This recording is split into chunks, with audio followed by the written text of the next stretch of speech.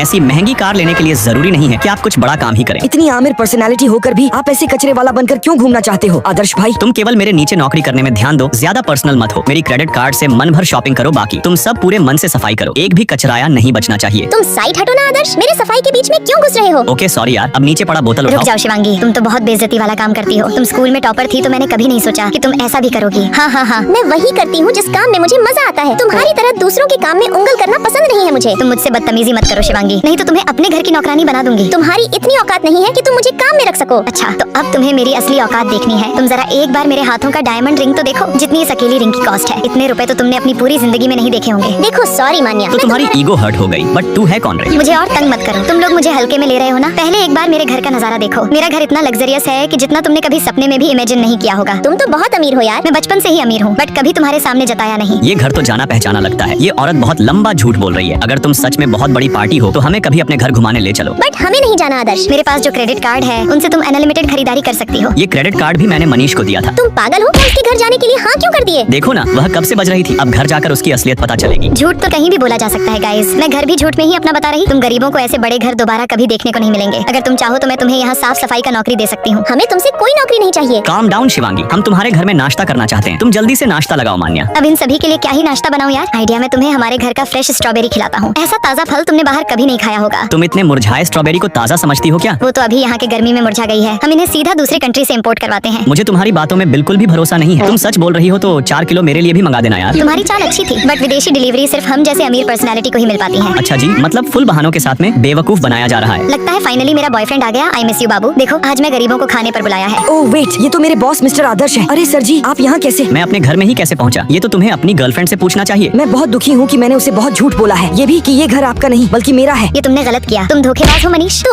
अब मुझे समझ आया कि तुम अचानक से इतनी अमीर कैसे दिख रही थी। तुम झूठी हो मान्या। अब तुम भी क्रेडिट कार्ड भी अपने पास रखो। मैं जा रही हूँ। रुको मान्या, थोड़ा मेरे घर का स्ट्रॉबेरी तो खाते जाओ। बकवास मत करो, मैं तुम